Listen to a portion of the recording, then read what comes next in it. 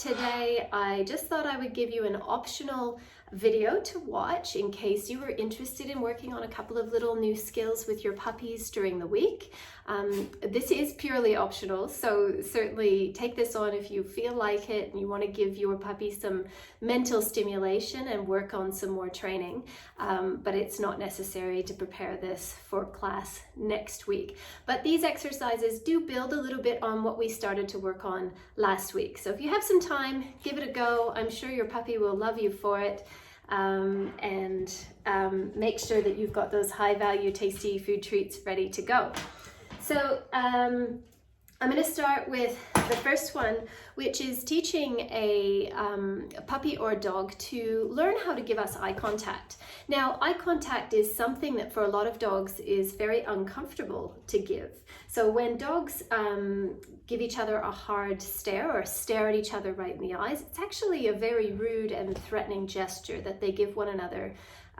But here we are, we're going to actually teach and reward our dogs for giving us eye contact. So don't be surprised if you struggle to get this one, although that said, some of you may already get some beautiful eye contact from your puppies and you'll find this exercise to be a walk in the park.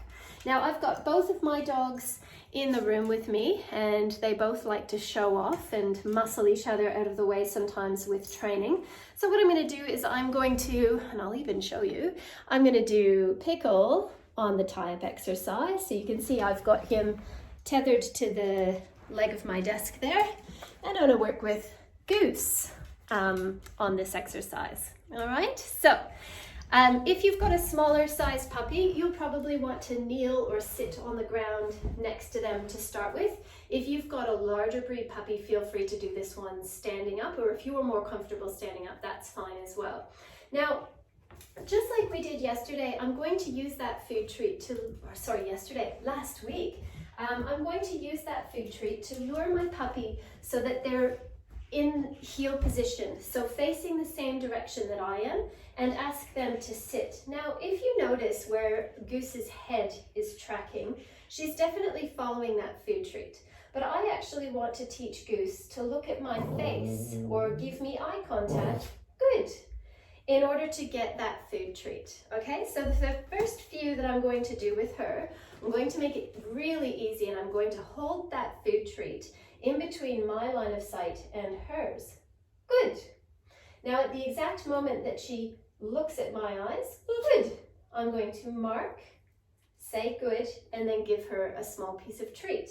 Now after I've done that about 4 or 5 times, good, I'm going to test her by shifting that treat just slightly out of my line of sight. Okay, so here it is in my line of sight. I'm shifting it out. You can see she's following. Good.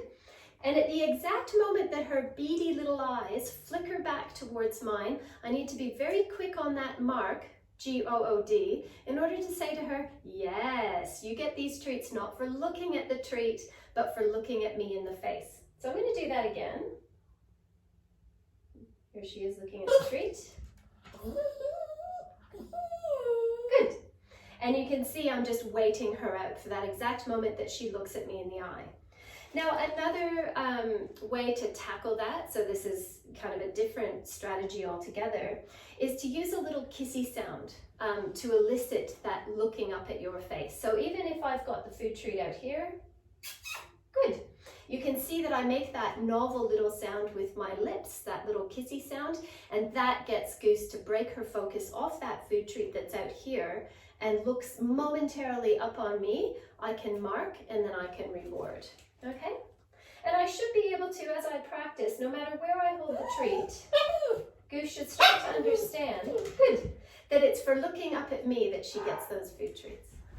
All right, so exercise number 2 that I thought might be kind of fun for you guys to work on this week with your puppies is the spin. So when I ask Pickle to spin, spin, he does a circle in a clockwise direction around himself. Okay, so 4 paws on the ground. He's not doing any feet off the ground or anything like that. It's just purely Pickle, spin, good. And I can get him to do multiple spins just with that little cue. okay? So it's actually a really easy and fun trick to train. And we use luring, which is what we started to use last week in class when we were teaching the puppies to get into heel position and then up into the sit. So food treat pinched in your fingertips. Oh, he's eager. Food treat pinched in the fingertips, right in front of your puppy's nose, and you'll need to draw them towards you so they're not sitting. You do want them to have up in the stand position, so just drawing that treat towards your body a little bit. And then I want you to slowly move your hand around head height. Good. And when you get their body turned about 3/4 of the way around, say good, finish that circle, and then give them the treat that's in your hand. All right, so we're going to do that again. So slowly moving your hand around. Good. I also find too, if I move my hand slowly at first, good. And after I say good, I often quickly move my hand back, and that gets a bit of a faster turn on that circle. You can introduce the cue word spin at any point. I'm not too particular in that one. So I might say pickle, spin, good. Now, if you're having a hard time getting your dog to follow your hand all the way around, so let's just say you get to here and then they come back around this way, I want you to think about marking and rewarding them for just doing a half circle. So it would look like this. Good. Okay, so they're not even coming close to making a complete circle, but they're just getting used to the idea that treats can happen over on this side. Good. Also, if your hand is too high, you'll get the jumping up. So make sure that you keep that luring hand nice and low, or to your dog's natural head height, in order to get that full spin with 4 paws on the ground.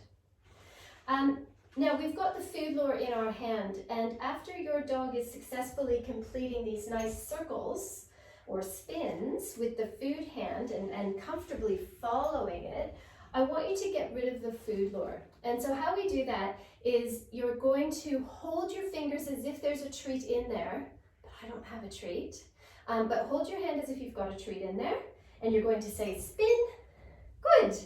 And as soon as your dog finishes the behavior, mark good, but then give them a treat from your pouch, okay? So we've shifted the lure from being the bait that gets the dog to do the behavior and turned it into the reward that they get at the end of completing a successful behavior, okay? Also, if you're feeling really adventurous and if your dog masters that one really quickly, you can then teach them to do the spin in the opposite direction, but to a different cue. So I like the word twirl, okay? So I might use spin for clockwise and twirl for counterclockwise. So here's the twirl, twirl. Oh, see, he wants to spin. Twirl. So I'm going to move my hand a little bit more slowly to get the twirls. Pickle, twirl. Good. Twirl. Good. Twirl. Good. Okay. And let's see if I can mix them up between the two. Pickle, spin. Good boy. Twirl. Good. Good work. I think it's also really cool too when you see dogs that have been working on this exercise for a while. The handler gets to the point where they can be standing up tall, and the hand signal for spin is just a little finger movement rather than the big arm movement. And we simply fade that out over time. So if right now Pickle needs me to do the full arm movement to get him around, and I want to maybe get him to do this on a bit more of a subtle cue, what I'm going to do is I'm going to start to get him to do it on a slightly less obvious arm movement. So get him to come forward. Pickle, touch, good. Spin, good. Okay, so just slightly less. Pickle, spin, good. And I'm also holding my hand higher up above his head. Spin, good.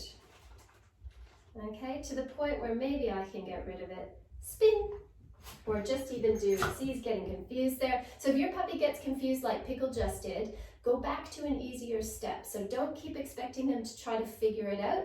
Make them or help them out by making that cue a little bit easier to see. Pickle, spin, whoop, pickle, spin. Good, well done. All right, everybody, I hope you enjoyed that little bonus tutorial and that you and your puppies have fun this week practicing those little tricks. If you like, please share them with me on Instagram or Facebook and just tag me in your comments. I would love, love, love, love, love to see what you guys come up with. Thanks so much, and we'll see you on Sunday.